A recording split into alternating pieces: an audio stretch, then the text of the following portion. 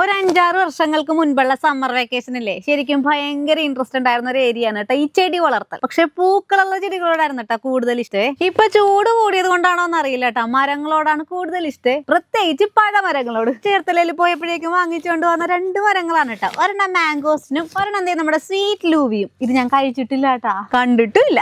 ഇതും വാങ്ങിച്ചുകൊണ്ട് വന്നപ്പോഴാണ് കേട്ടോ നമ്മുടെ ഗാർഡനിലേക്ക് വേണ്ടിയിട്ട് വാങ്ങിച്ച ഒരു സ്റ്റിക്ക് ദേ ഓൺലൈനായിട്ട് വന്നിട്ടുണ്ട്. 4 എണ്ണം അടങ്ങിയ ഒരു പാക്കറ്റ് ആണ് കേട്ടോ. ഇങ്ങനെ അങ്ങ് വലിച്ചെടുക്കുക. നമ്മുടെ വീട്ടിലെ ആവശ്യത്തിന് മണി പ്ലാന്റ് ഉണ്ട് കേട്ടാ. എന്നാലില്ല ഈ സ്റ്റിക്കിൽ ഇങ്ങനെ നിൽക്കുന്ന കാണാനായിട്ടുള്ള ഒരു ആഗ്രഹം കൊണ്ടാണ് കേട്ടോ ഇതിങ്ങനെ നട്ടു നോക്കണത്.